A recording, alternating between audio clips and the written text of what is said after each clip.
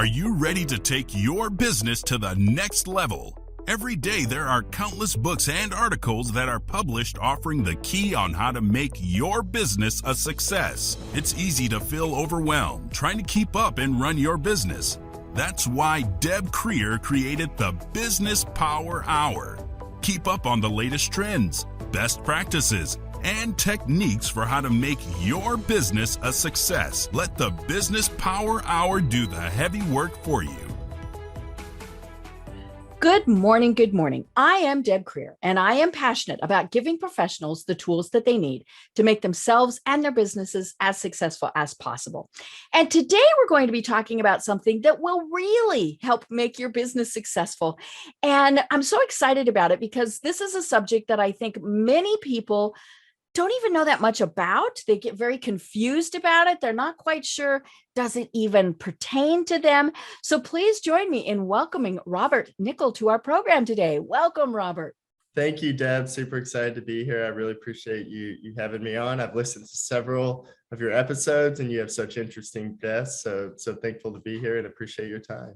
Perfect. Thank you. You know, people always say, why do you do this? It's because I get to talk to the cool people in the world, right? Yeah, you've definitely had some interesting guests on here, especially the last couple months. So I'm sure you've learned a lot. I learned something from every single program. And so then I'm hoping that our listeners and our viewers are learning also. But yeah, I really do talk to very cool people. So let me tell people a little bit about you, and then we will dive into this. So Robert Nickell is the founder and CEO of Rocket Station, the leading provider of outsourced staffing and process management for the business process outsourcing, BPO industry. Rocket Station helps businesses hire virtual teams with efficiency and profitability. Simplified staffing allows operators to focus on core competencies and outsource the rest. When not helping clients build better businesses, you'll find Robert traveling the world or playing with his nephews in Dallas. So again, Robert, welcome. Yeah, it's quite an introduction. I appreciate it, Deb. That was awesome. Perfect. I love it. Well, I always like finding out how my guests got to where they are today. So tell us a little bit about how it is that you got to where you are and how it is that you discovered that this is your passion in life. Yeah, I jumped into entrepreneurship a couple years out of college. I started a real estate company, a real estate investing business where I did do some retail stuff as a realtor on the side, but mostly it was to buy, fix, and flip houses like you see on the TV shows or read in the books. And I thought that was going to be a great way to both generate some great income, but as well, I had read Rich Dad, Poor Dad by Robert Kiyosaki. I don't know if you've ever read that, Deb, but he talks about passive income. Right. And the model that he gives in that book is real estate, where you buy property, put tenants in there. So that's what I got going for a few years. And at first it was great, Deb. I was getting after it. I was making more money than I was with my regular job, and everything seemed to be really good. The problem was I'd reached a ceiling. It was just me. I was by myself. I wanted to grow, wanted to be able to scale. And I proceeded to make all the pitfalls or make all the mistakes and jump into all the pitfalls that most people make in trying to hire people. Started with friends and family. That didn't work very well. And then I started hiring off Craigslist and Indeed and the ladders and all the traditional job boards, and failed at that as well. And I was one of those guys that walked around talking about hiring good people is hard and trying to find the right people. And it's just so hard to get help. And I was complaining about the workforce essentially. And I had some great mentors in my life. Fortunately, I had some people that I respected really well. And they were using and leveraging virtual teams within their business to do all kinds of things. Right. And it really clicked for me that, hey, I don't have to have somebody in my office. They can be every bit as capable to do all the day-to-day tasks within my business. So from one of my mentors showing me how it was done, that's how I really started doing first started trying to grow my business using virtual teams. And most people, when they think of outsourcing, you think of all these terrible experiences that you've had with big companies, like the first time I bought a Dell computer, or even today whenever I buy stuff from Best Buy or other companies that use these huge outsourcing providers. It's like you don't get a great experience, you don't get very high quality. But what I learned was, and this was in 2011, what I learned is that the idea of outsourcing doesn't have to be where you go hire a big company and they just delegate whoever. I really learned this entire new thing to me, and lots of other people had been doing it, but you can hire competent, college educated, perfect English speaking teams from almost anywhere in the world to do all kinds of tasks. So from 2011 to 2013, 14, I just did that for myself and helped other people do it. Ultimately perfected a process, created a formula of how to build and hire great teams and manage virtual assistants. And that's kind of what Rocket Station is today, is just basically all the things that I failed at for so long, that we kind of created a solution for that. And that's why we exist today, to help other people where I struggled as well. Great. I love that you took your failures and turned them into successes. So many times when we fail, I mean, we're human, but we think, ew, don't do that again, which, I mean, yeah, we shouldn't repeat the failures, but then we also don't ever think about them again. And you took those and went, how can I fix this so it's not a failure the next time? And more importantly, so it's not a failure for someone else. Yeah, failure is, for us, it's just an opportunity to provide solutions and create maybe more efficiency, whatever we need to. Same way with fires, right? If there's fires in the organization, or if I needed my phone's blown off the hook, that means that there's opportunity for us to create systems, processes, structure, something. It's definitely an opportunity for us to fix and create a solution there. So we're not trying to screw up. And my mistakes obviously weren't fun, but that really is how I learn. And unfortunately, I learned a lot over the years, but really those lessons are we put into the formula today, where we have such great success with placing team members with our client. And really that retention comes from a result of us doing it ourselves, trying to figure it out, practicing what we preach for a really long time, and then just passing that information on to our clients. Right. One of the things that I have found working with small business owners is we tend to think we have to do it all. Otherwise we're a failure. And that's so silly, because we're not usually tax attorneys. We're not CPAs. We're not those things. But we're thinking, well, to be successful, I need to learn how to do that. And I tell people, I'm not going to try open heart surgery just by watching something on YouTube. So, we need to outsource these things, because it is, the big thing is, yes, it is an expense, but it is a much better use of our time than to be trying to figure out tax code and, how do I set up a business, and, what is marketing? It really is better to outsource those things. Yeah, I mean, I fully understand. So many people come to us, and most people understand outsourcing or virtual assistants, or have heard about it in some way, especially since COVID. And the number one question people always have is how does that apply to me? Right. And a lot of people where they are is, they have been out there by themselves having to figure it out, and they're very good at what they do. But there's a lot of moving parts in the business, as you're talking about highest and best use of time. But for most people, Deb, for a while, as you know, it does land on their shoulders. It comes down on them. So I totally understand that. I was there at one point where I thought that if I didn't do it, it wouldn't be done correctly, or it's not going to be done the right way. I totally understand that feeling, but there is just such limited growth and limited opportunity there. Like you mentioned, highest and best use of your time.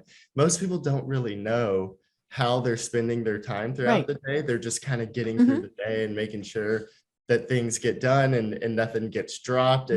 And that is one way to do it. And sometimes there's seasons, right? There's sometimes where we have to kind of pick up and do a little bit more than we should. But for the most part, we think that if we put really clear structure, if we really think out what we're doing all day, what's the highest and best use of our time? And then that kind of builds the path to kind of figuring out what we should delegate or outsource or whatever that may be. But yeah, I totally understand the feeling. But if you ever really want to grow, if you ever really want to have the business most people say that they want to have, then you definitely have to be able to delegate the tasks. You mentioned accounting, we do lots of bookkeeping, because how many entrepreneurs are good at keeping their books, or you know, like software companies are Mhm. great at building software and sometimes not that great Mhm. at product walkthroughs or demos or customer support, right? Or, you know, sales teams. How many people do you know, Deb, that build sales teams and then have them do everything? I mean, Mhm. you mentioned your producer and your teams Mhm. for to get this podcast going. Mhm. People are scheduling appointments and Mhm. doing the follow-up and all the prep work and Mhm. research and the amount of notes that you sent over before. Mhm. There's a lot of things happening. So if you have to do every single one of those, it would make this a lot Right. harder, right? But being able to delegate and outsource Mhm. several of those tasks, then you get to focus on the highest and best use of your time Mhm. and highest priority, which ultimately drives your business much faster than Mhm. if you were doing it all by yourself. Right. I think one of the biggest things, anyhow, with me is that, it's like, well, nobody can do it the way I would do it. And of course, my way is the only way to do it. And when that finally got through to me that somebody else could do it in however way works for them, as long as it works, that's the important thing. And so it was interesting. I've had several VAs through the years, and my first VAs were the ones that I either micromanaged, which that was a complete waste of everybody's time, or I didn't explain things well enough to them, and then that was just really the recipe for disaster, because I was expecting them to just figure out how to do it. And it's so funny because we do this in our own businesses, but if we were an employee or a manager in a bigger company, we'd never do that. But somehow we just kind of, our brain shorts out when it's our business. Yeah, it's so true. And, you know, we work with single member Mhm. companies, you know, where it's just one Mhm. man or woman entrepreneur getting Mhm. after it. And we work with, you know, some really large companies, publicly traded companies, and everybody kind of does the same thing that you Mhm. just mentioned, which is we're feeling some pain in the day Mhm. to day. We know we need to get more done. So we Mhm. just hire somebody and throw them at the problem and Mhm. expect them to be Right. able to succeed. And Mhm. it's we really view that as the formula Mhm. for a disaster. Like Right. that is the Mhm. recipe for how to Mhm. not do it correct. And so we you know, you're kind of hinting at having a process, an idea of Mhm. what success looks like beforehand. Mhm. And that's really why we go through the four steps Mhm. that we kind of require everybody to go Mhm. through, because we think everybody kind of does it backwards. The Mhm. the wrong way to do it is start by hiring and then Mhm. putting somebody in place. Right. We think you should first kind of map those tasks Mhm. out, Oh, create a scope of definitely. Mhm. work for every single thing Mhm. that's happening at that task. And very few people have gone through that process. Mhm. And again, that's something I understand, because for me as an entrepreneur, I was good at sales. I was good at meeting with clients face Mhm. to face. I was good at closing deals. I was not good at all the day-to-day Mhm. admin type Right. stuff. And Mhm. so to sit down and build a scope of work, build out a Mhm. process for how every single task in the business was going to run, that Mhm. seemed overwhelming. It Mhm. seemed like something that and I wasn't good at that. Mhm. So I'm guilty as anybody else. Mhm. I didn't have that. But once I actually hired a company back before Rocket Station existed, way back in the day, to just build out Mhm. everything that was happening in my Mhm. business. And Deb, that gave me so much insight into where I was actually spending my Mhm. time, what it took to get tasks done. Yep. And then also, I was able to kind of restructure and Mhm. reframe how I wanted things to go. Mhm. So we think that that is really the first step, Mhm. discovering alignment and building systems and Mhm. processes into what the job Mhm. description is. Like, what task are we actually going to be Mhm. completing? And for us, that's really the first Mhm. step that everybody should go Mhm. through.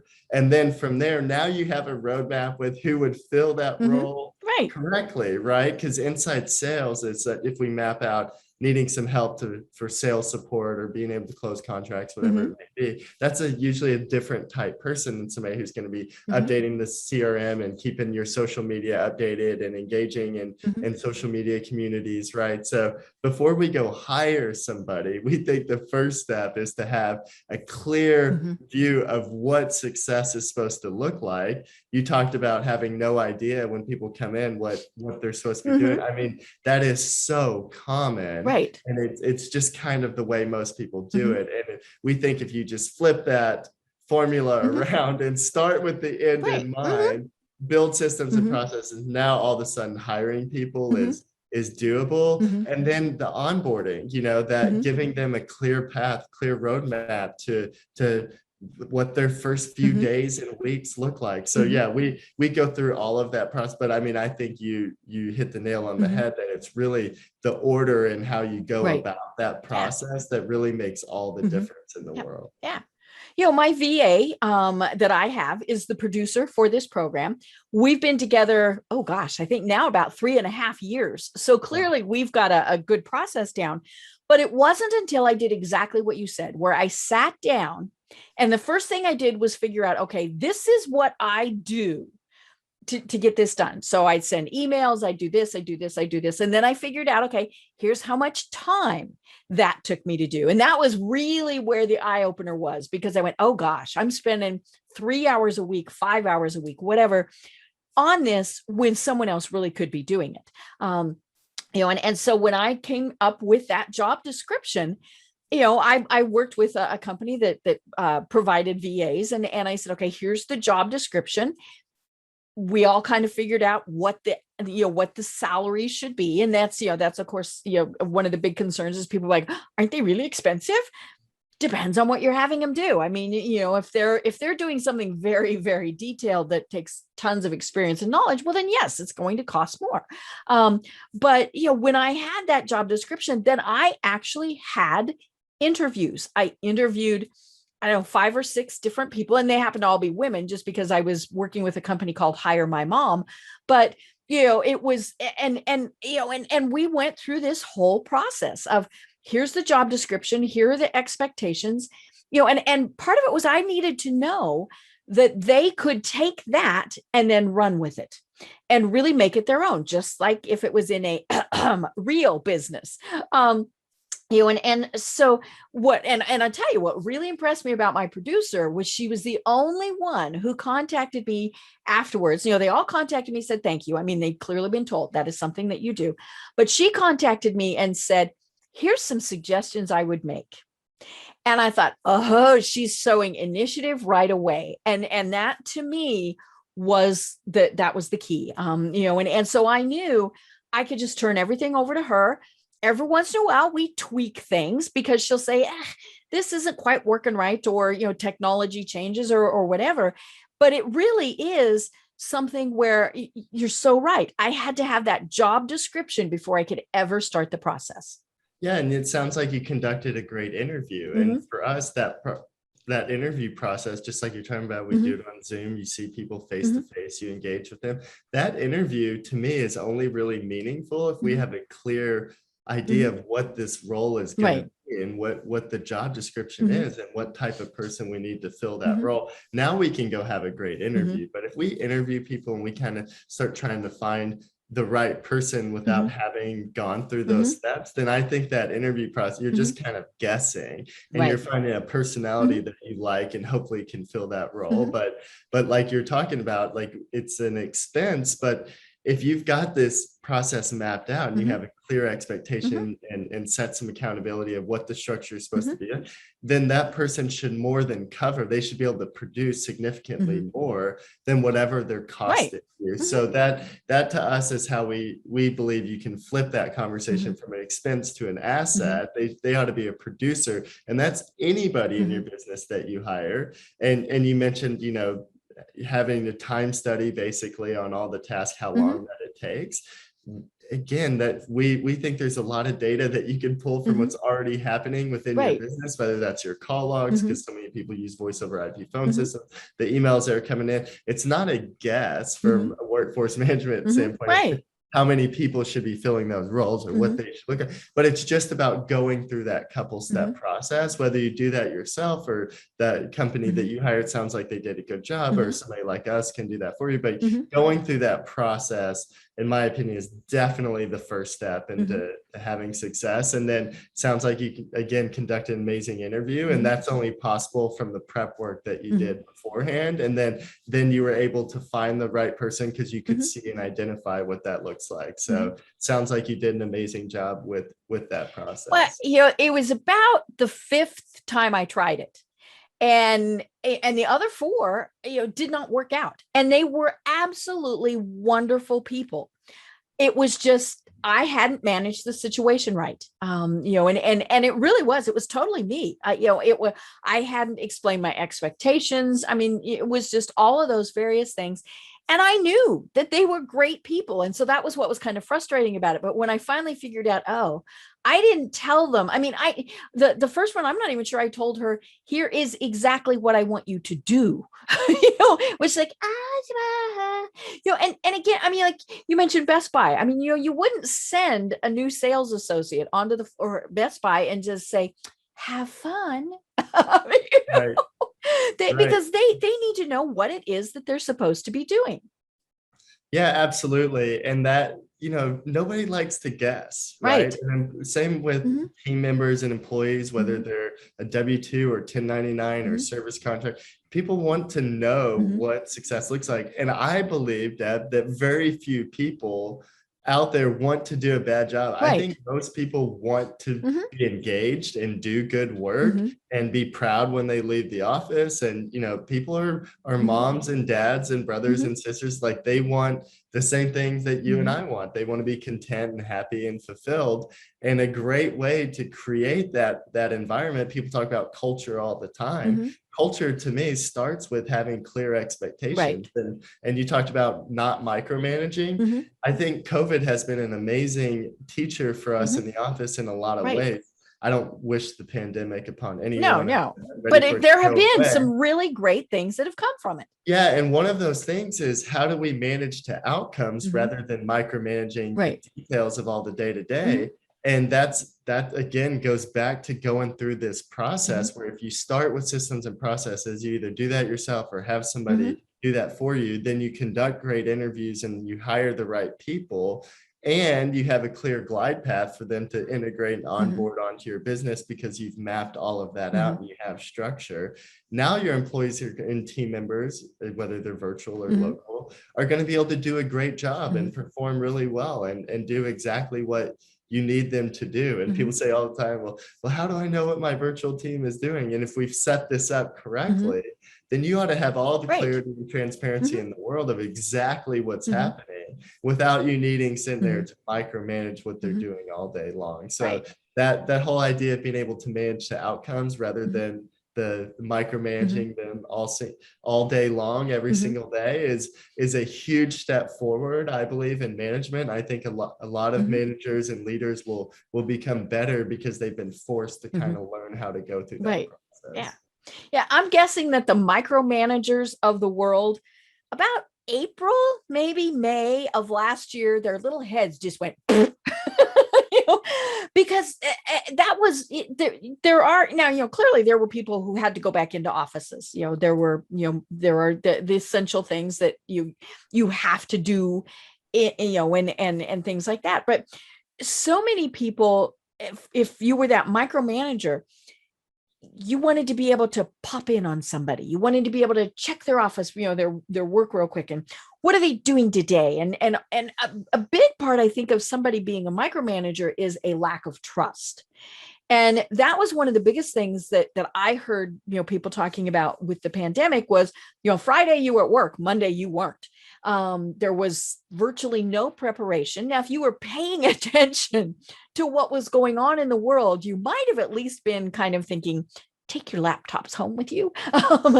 But for many people, they had no idea. I mean, they did not know what their processes were, what their employees were doing. I mean, all of those various things. And so then to be thrown into that, plus a lot of added technology, a lot of other added issues, the people who were having to all of a sudden homeschool their kids. I mean, all these various things. It was just, in many ways, it was a recipe for disaster. But the cool thing was most people survived it. And not only did they survive it, they thrived, and I mean, look at how many people now are saying we do not want to go back into our office. And I mean, that's kind of a mixed bag. I know that there are times now, I've home office for years, but there's obviously social aspects of getting people into an office at least a couple of days a week, all those various things. It was interesting. I know you work a lot with virtual employees, so not just virtual assistants, but virtual employees. I heard a thing on the radio today where they were saying that now some people are thinking that if they're not back in the office where the managers can see them, they might not get those promotions. They might not get those bonuses. And and I can understand where that is a concern for people. I mean, you kind of hate to say it. It's like, how do you suck up remotely? Yeah, I think it goes all back to that structure question. So we've been a virtual organization since 2013, and the way we're structured is we have a company in the Philippines that employs our team members over there, and then we have a US based company here in Dallas, and I'm actually in office today because I like to come in every now and then. But our US based company has a service agreement with our Philippines company, and the US company services our US clients. And that's the way it's been since 2013. So we have our employees in the Philippines, and then we have W-2 employees here in Dallas. But for our clients, it's just a service agreement. It's not a 1099. It's not a W-2. And so one of the things that we're most proud of, you're talking about these massive shifts that are happening in these adjustments companies are having to make through this new normal with the pandemic caused. And one of the things we're most proud of is the consistency and stability that all of our clients have had through this entire process. So the structure, the systems, and people get tired of that word, systems. And to me, all a system is a process that's repeatable by someone else. And if you have that and you have a lot of structure in your organization, then a lot of these problems and issues that you're talking about, that they kind of manage themselves. So you can have team culture, you can have every bit as good a culture virtually as you can in an office. It just has to be same way in office. It has to be a very intentional things that you put in. So we do things like we force over communication. So throughout the day, we through our chat groups and our virtual meetings and our Zoom meetings and teamings, it's an over communication that people wouldn't normally do within the office, but start a day, end a day, plus however your day is going throughout the day, both wins and room for improvement. We're sharing that throughout the day. We make sure and get together pretty regularly. We have a great rhythm and cadence for how our teams operate. And so we're able to create the same culture, if not better, virtually as we do in the office. And you're talking about employee retention and then ability to elevate within the organization.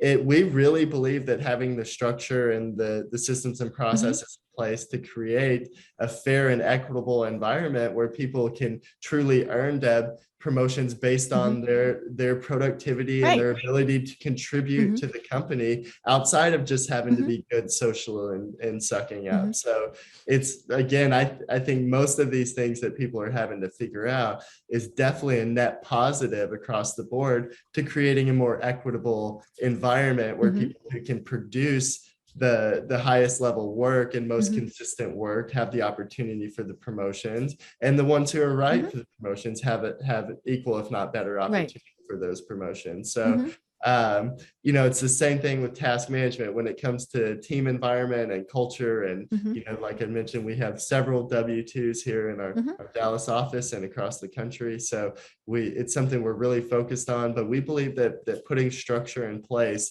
just like with task management, allows a more equitable environment, which our teams seem to do really well and thrive in. Right. And I love that you mentioned still being able to do some of the fun things and the team building things. My husband's company has been doing some things like that. And he works for a big financial services company that has, excuse me, hundreds, if not thousands of employees that are now all home-based. And when they were able to, they got back to doing days of service where, they would gather and do things, from a nonprofit perspective. And so that, that was good because, some of them, that was the first time they'd seen each other for 6 months or some things like that, but they like things like that. But one of the things that he did, now I got to benefit from, and so I just thought this was pretty cool. He would have been attending a conference with, a bunch of other peers. That didn't happen, but the conference, but they still did it remotely, but they wanted to still have a social aspect. So what they did was they worked with a winery, and every person who was attending remotely was sent a box of wine. Now, see, this is why I like this, right? And there were 3 different types of wine in there, and they were the little bottles. We weren't getting all blotto. But then we also got food that would have paired with those things. So fruits and vegetables and cheeses. And then at a certain time, we all zoomed in, and there were probably at least 30 people that participated in this. And the sommelier from the winery then led a wine tasting. And I mean, it was the coolest thing in the world. I just thought it was so much fun. Now, was it expensive? I'm sure. I am sure that especially, sending bottles of wine and food and all of those things to all of these different people was not inexpensive. But it was just a very cool way for everybody to have that social time at that event. And I just thought that was very cool. Yeah, I mean, there's nothing like getting together in person. And prior to the pandemic, we allocated a budget for all of our teams to be able to do social activities and social events. Well, once the pandemic hit, we kept the budget the same and allowed the teams to just get more creative. So we did a lot of stuff and still do things you're talking about. Sometimes the teams just want to have pizza parties. So there'll be pizza and beer and booze or whatever where they get together. And so, yeah, very similar type things. It just takes a little bit more creativity. And sometimes through that creativity, people do cooler stuff than they would have ever thought about previously. So some of our teams are both, because they can get together virtually. Sometimes they will vote and create opportunities to donate to charities or different organizations. So still using that budget to promote health and wellness or support different families that are in need. So again, the whole culture thing is like, your culture is whatever you make it to be and whatever effort you put in. It sounds like your husband's company does some pretty cool things, and we like to do those things as well. So that's, and for our client partners, that's why we call them partners, because we're doing everything that we can and everything that we've learned over the years since 2013, as long as we've been doing this, to help create some of those incentives and some of those environments outside of just paying bonuses and giving money, which everybody likes, and there's a place for that. But sometimes getting a little bit creative and having team events and being able to send food and drinks or whatever it may be is a great way to kind of build camaraderie and kind of replicate that live event, that sense of the live event. So it sounds like y'all are having a lot of fun, and your husband company is getting creative and doing some pretty cool stuff. Yeah. I mean, it really was something that, it took effort, and it took somebody having to manage that, but it really was fun. And I like the fact that clearly they included the spouses. And if he'd gone to that conference, I wouldn't have gone. So I got to meet people that I wouldn't have met, and so that was really fun. I mean, I thought it was a great time. I've talked to people who they've been doing, with their teams, movie night, where they all, they don't completely sync up with watching the movie, but they come pretty close, and so, unless it's like a live TV event or something like that. And so they're able to still do things together. And, you've mentioned, I mean, culture is very important to successful businesses. And, and I think that is something that, yes, we have to try harder right now. Even when we go back into the hybrid situation, it might even be harder when companies are hybrid, because you're never quite sure when who's where. You've told half of them they're here on Tuesday, Thursday, the other half are Monday, Friday, and all of those things. So trying to coordinate that might be even more difficult. But I think it is important, because that culture is what for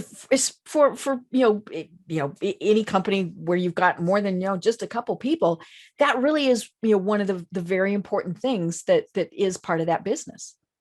Yeah, and I feel really fortunate to have grown up with I mentioned amazing mentors, and to me, mentors were just people that I respected and thought that they were.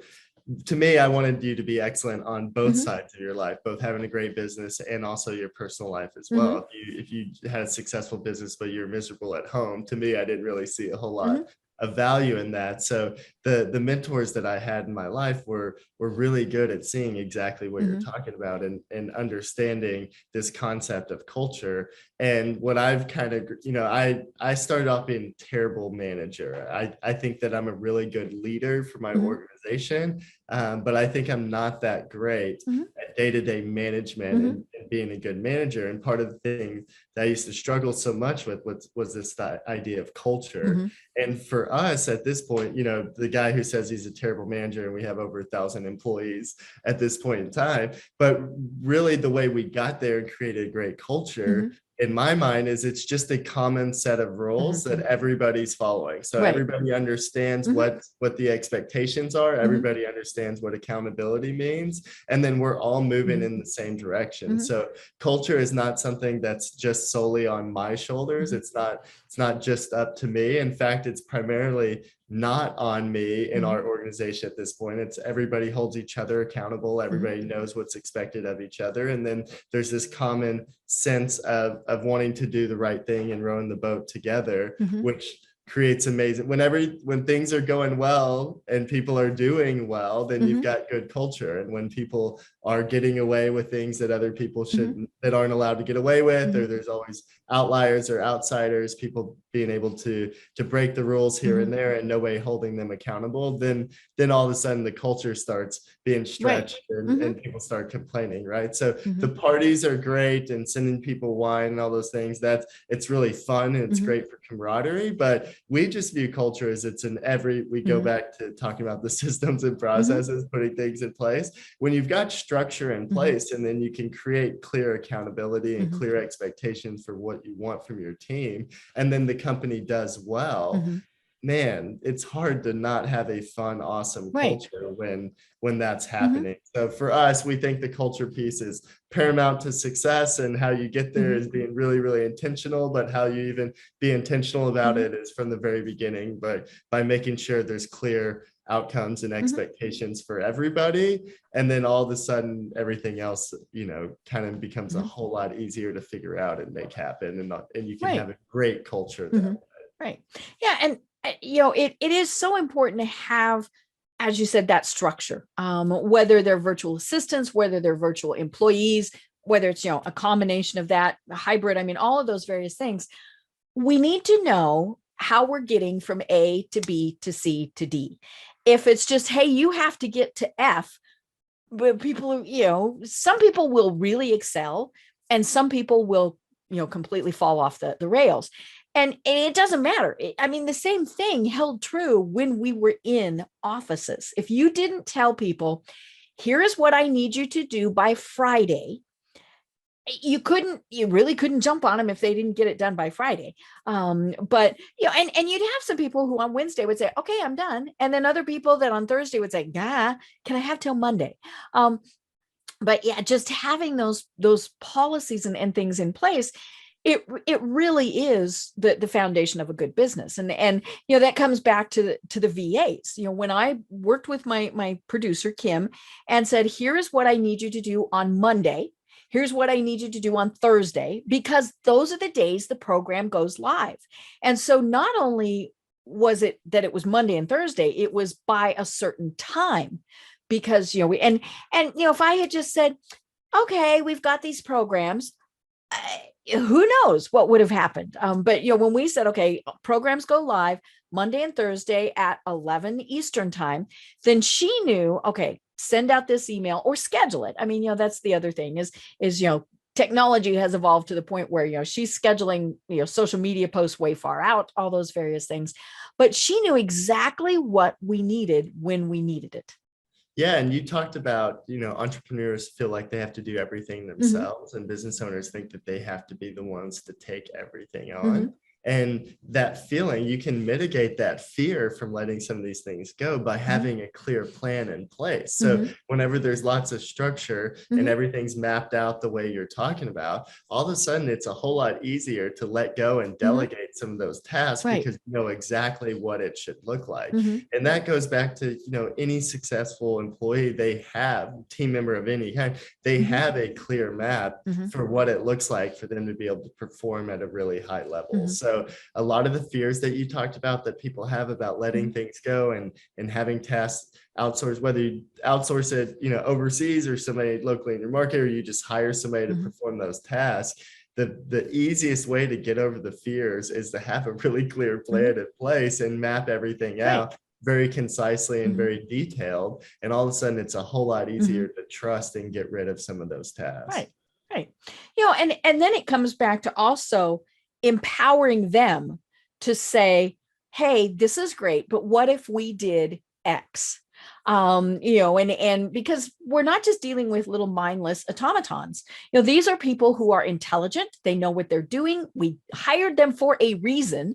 And so if my producer came back and said, hey, I think it would be better if we did the program at 2 on Tuesday and 3 on Wednesday, if she had, rational reasons for that, we might switch to it.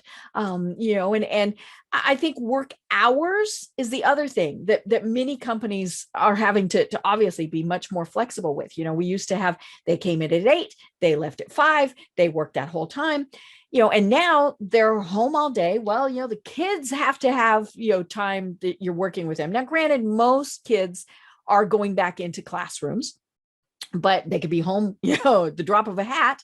So you've got to be prepared for that. Or, a lot of people did decide that remote was a great way for them to learn. But that might mean that your employees who used to do 8 to 5 are now working in the evenings, and you just have to be able to deal with that. And I think companies, for the most part, very successfully did. Yeah, and that's I think that'll be one of those things that's company by company basis, right? It'll be up to the individual companies to kind of determine what that looks like.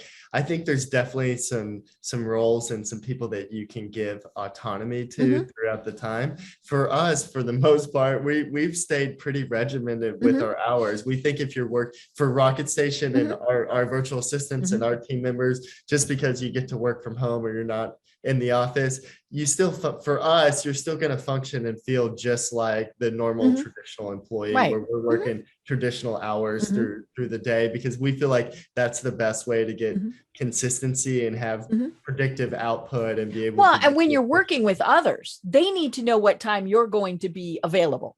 Yeah, exactly. So for us, I mean, we think that, there's definitely examples of roles and people who can work better at night, to, coders and programmers. There's lots of people that do better when they have their own schedule, and especially if they're a production type employee. But, a lot of roles that we're filling, you can't just do it whenever, customer support, the emails come through or somebody sends a text message or the phone calls are coming in. We want to answer all those live in real time and take care of people. And we do a lot of inside sales work and working for sales teams. Like, they need their stuff done and they need to be done predictably and at a really high level. So most of the roles that we're filling, and same with our team members and employees that we have directly, and then our virtual assistants, it's kind of the same. I mean, your schedule wasn't really disrupted, and the expectations of you were pretty much exactly the same. When you're at your home office, we expect you to treat that home office the same way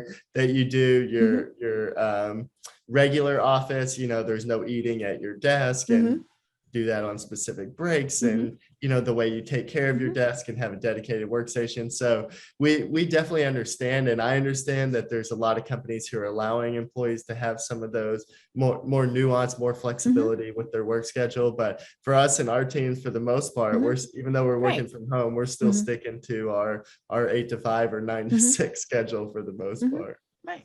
Well, and that's one of the things that they tell, when people are saying, hey, I'm going to start my own business and work from home, they say, then you need to treat it like a business. You keep that schedule, you start every day by 8, whatever, you dress like you're going in to work. Now, maybe not quite so much. I mean, it obviously depends on what you're doing. And more importantly, you stop at a specific time, because I think one of the hardest things for so many people, and I'm just as guilty of this as anyone, is at 10 o'clock at night, I'm checking email, I'm still doing all sorts of things. Now, that works for me, But for many people, it really is okay. Let's keep this regimented schedule. I mentioned that my husband's working from home. He still pretty much keeps the same hours that he did when he was going into the office. And so he's not checking email at 10 o'clock at night unless he knows that there's something he needs to be doing. And so again, it's just whatever works for the individual businesses. And I think that the cool thing is we've seen people who've gone, oh, okay, this is how we need to, what we need to do. I can only imagine, companies that had, 100% of their employees on their floors in their building, and then overnight they weren't there. Huge adjustment for a lot of companies. And I think you've hit on a bunch of the shifts, that the mindset shifts that had to happen. And the first one was really, I think, and you'll probably agree, that people can be absolutely as productive, not in a traditional office. Or more productive. I think that's been one of the things we've seen is people have been even more productive. Yeah, more productive. They can have a higher quality of life because they actually get to spend more time with their friends and family. Right. They're not in traffic. I mean, all those things. Exactly. And then a lot of these structures that you've talked about, having to have more transparency and more alignment across the organization, has been hugely beneficial for tons of companies. And then having to create more standards and procedures, and then even correctly set expectations, because those of us who have had any kind of traditional W-2 job, most of my onboarding and HR experience just came from like the rules, right? It's very little about expectations in the office. Right. So companies were forced to, talked about, setting the expectation work. We've been, that's part of why we had almost no hiccup through this entire thing, because we had to set those expectations from the very beginning. And we understand how important it is when somebody is virtual, where they can't just be lost at their desk trying to figure out what their day is going to look like for that day. So you've hit on a lot, you've really touched on a lot of the things that companies have been forced to adjust. And, my office is here downtown in downtown Dallas, and one of the big skyscrapers, and these giant skyscrapers exist for a reason, to house employees, right? And so it's been a massive, I think, as much of a mindset shift for these managers and business leaders and business owners, as much as an actual practical shift and change, because the technology is pretty amazing today. I mean, the ability for us to have these meetings on Zoom and, Microsoft Teams, and our entire company, for the most part, Deb, run both internationally and here locally, is running through Zoom. Zoom's our phone system, it's our chat system, and it's our video meeting system. It's all integrated into one. And so that used to be Slack and Skype and Gmail and and Ring Central. We used to have 4 or 5 tools that have now been replaced by one. So Zoom definitely took advantage of the situation. Yeah, for sure. So the technology has just increased, and the capabilities have just, it's amazing. And then through the pandemic, a lot of companies were forced, Zoom was kind of weak. It was kind of a weak tool prior, and they've been forced to adjust. So there's just been so many really positive things come of it, as far as how businesses have to think. And you're really touching on the management and leadership mindset shift that companies are having to transition to. And so I think in a lot of ways, those shifts will be good, because they will allow managers and leaders to empower their teams and empower their employees better, and ultimately have a more fun organization to run and be a part of. Right. Yeah. I was talking to one person who said, I don't trust that my employees are going to get the work done, that they're not just going to screw around, yada, yada, yada. And I looked at him and I said, so, you trusted them to not do that in the office? And then they basically had to admit, they were kind of those screw around people anyway. And I said, well, then maybe you don't need them. And I think that was probably one of the things that came out of this, was people went, oh, okay, this person wasn't pulling their weight. We're going to give them a little bit longer chance, but if they're not pulling their weight, they're not pulling their weight, and it doesn't matter where they are. Yeah. And the way to really identify that is, again, I know I sound like a broken record here, but the more structure that's in place, the more processes that you build. That's why our team meetings, as a company, are very efficient, because you report your numbers, and the numbers tell the story. you don't have people standing up and monologuing and Mhm. talking a whole lot in team meetings because we don't need this story. Mhm. When we report the Mhm. numbers, we know exactly what's going on Mhm. because we're totally aligned, Mhm. and there's a lot of transparency in the organization. So the whole idea of like, what the heck are my teams and employees doing all day?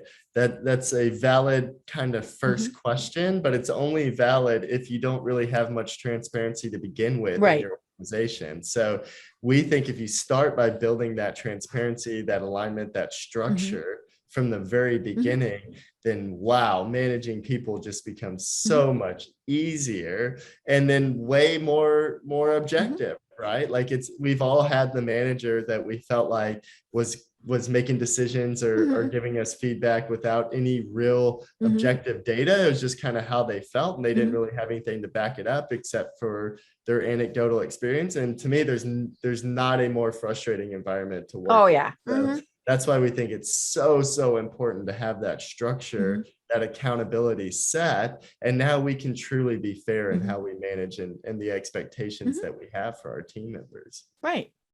And I think it's really going to be interesting the next year. Because I think it's still going to take about a year before medically things settle down, before offices settle down. I mean, all those things.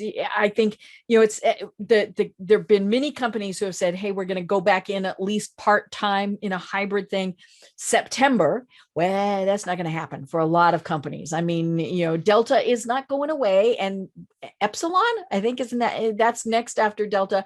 I've already heard of some cases of that. I mean, this is just going to be ongoing. So, I think that the thing is that we've learned is we don't make plans in concrete. We're writing them down in pencil because we're erasing them. But I think it really is going to be interesting to see how things settle down, because I think virtual, and you obviously think so, virtual is here to stay, whether it's with employees or contractors or part-time. I mean, all those various things. We just like it. People like working from home. Now, there are some that they want to be in that office. Well, hopefully there are ways that they can work that out too. Yeah, and I don't think that it's ever really going to be black or white. Mm-hmm. I think that most things are kind of, we always Yeah. live in a gray world. And Mm-hmm. so I think this idea of hybrid is Mm-hmm. definitely more how things will Mm-hmm. be, especially, you mentioned medically with, Mm-hmm. you just look at vaccines, and different companies are Mm-hmm. going to make different rules. Right. But a lot of private companies are going to be pretty limited with the Mm-hmm. rules that they can put in place on their team. So I Right. think the Mm-hmm. benefits that come from having a remote and virtual team and being Mm-hmm. able to outsource, there's just so many, and Mm-hmm. they outweigh the negatives. And so, Mm-hmm. I mean, it is, you mentioned the productivity, it's higher having teams Mm-hmm. outsourced, Mm-hmm. your efficiency, so you're actually getting more Mm-hmm. done, and you're saving money, and you have a Mm-hmm. more engaged and happy workforce. Mm-hmm. It's just the benefits are all the way around, and they're massive, and companies are seeing that and feeling that. And at the end of the day, companies are going to do what's best Mm-hmm. for their companies, and which helps them thrive the Mm-hmm. most. And I think that this hybrid type environment where you have to make some concessions to your team Mm-hmm. is definitely going to be the way that things going forward. And especially with just how much success people are Mm-hmm. having with the Right. amount of money that they're saving. So I definitely think it's here to Mm-hmm. stay. Right. Well, and I think obviously one of the biggest benefits is that we can hire the best person for the job wherever they are in the world.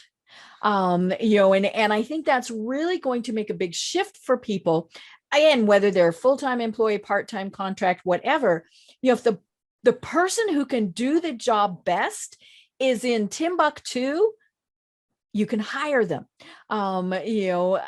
If you're not having, and obviously all this is going to shake down, it's going to change all these things. I mean, there's still going to be times where companies may say, we need everybody in the office at X point in time for whatever reason.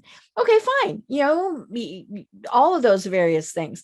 But yeah, I mean, if your employee is going to be happiest with his toes in the sand at the beach, okay, then, if they're able to get the work done, I think many people are going to say this is what's going to work for us. But I think the flexibility of now being able to truly hire the best people, no matter where they are. I think that's really going to be the game changer. Totally agree. Companies are going to do what's in their best interest and what helps them out the most. And just because somebody's sitting in a different part of the world does not mean that they're going to produce any less, right? As far as somebody sitting locally. And the other thing with that is a lot of countries, the GDP is just not as developed as it is here in the United States. And the result of that is you get every bit as good of work as you do from a local employee, but at a significantly lower cost. And so that alone is going to continue to drive the trend, because to get, even for our teams, we have companies do productivity tests all the time where they compare our teams one-to-one with the local teams, and we consistently outperform. And then when you drive the savings cost, it's just a proposition that companies aren't going to be able to turn down, because companies at the end of the day are going to do what's best for the company. So the trend is here, and I think it's going to be in the best interest of everyone. I think everybody, both employees and the companies, are going to be better off because of it. Right. Well, oh my gosh, Robert, we are almost at the top of the hour. We could continue this, this is why I set a timer, right? But one thing that I definitely want to do is check back in with you in maybe 6 months or so to see how things are going, because it's going to take a while for things to shift and things to settle, but between now and then, how do people find you and connect with you, and what are the services that you provide? Yeah, first, thank you for having me on. This was great. It's been a great discussion. Great guest. Yeah, and I would love to check back in a few months, whenever that is, and see how things are going, because it's a very interesting time where things are moving really, really fast right now. So that would be great. And anybody who's interested in a more efficient team, or outsourcing or delegating, or heard of virtual assistants and just wants to learn a little bit more, we have a website, rocketstation.com, that's got some good information there. We're lucky to have a few of the different sharks from Shark Tank endorsing us, and can see those interviews and some of those things there on the website. But there's a schedule time now button, and anybody who's really interested in how this could apply to their business, we're happy to spend 20-30 minutes with you, just discussing your business and creating a customized solution, whether you hire our teams or not. So if that's something you're interested in, hit that schedule time now button. We'd love to spend a few minutes with you, and again, no obligation to use our services. And you asked me what those services are, and I guess I should tell, we really only do two things. The first is we build systems and processes for any task that happens in your business. So we talked a lot about structure and systems and processes. That's the first thing that we do. And then the second thing is we're just dedicated virtual assistant team. So our teams work part-time or full-time for our clients. It's a dedicated person, functions just like an employee, but it's just a service agreement. So no HR liability whatsoever. So if you're interested in virtual assistants, go to rocketstation.com. And Deb, I really appreciate you having me on today. Great. Well, it has been a great discussion. And one of the things that we didn't talk about was, a VA is what you need them to do, and be, if you need somebody to help you with once a month invoicing, then you have somebody who helps on one day of the month with invoicing. That's the cool thing about this. Or maybe it is that you need somebody 6 hours a day, 5 days a week. It's the cool thing about VAs is you get what you need. And so that's the important part of this is, so maybe you were thinking, oh gosh, I just need somebody to do my bookkeeping, but it's just once a month, and that's a perfect time use for a VA. Oh, absolutely. And we're happy to discuss all of those things with you. Everybody's business is a little bit different. We do a little bit different things. And so that's why it always just starts with a discovery call with us, for us to really learn and understand your business. We've done it over 2,200 times. So pretty good at that process. But anybody who has any questions about specifics, we're happy to spend time with you. Perfect. I love it. I love it. Well, this is obviously going to be an ongoing discussion, and I look forward to the next time we chat. But until then, do you have any final thoughts or advice for everyone? I don't know. Advice would just be to explore opportunities. You talk about highest and best use of time. If you're really looking to grow or make more money or be more efficient, how you spend your time is the most important thing. So whether you're by yourself or you have a big team, each and every person needs to be utilized to their best of their ability. And so if you start there, then I think everything else kind of takes care of itself. Perfect. I love it.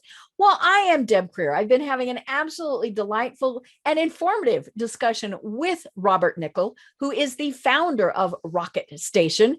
And until next time, everyone have a great day.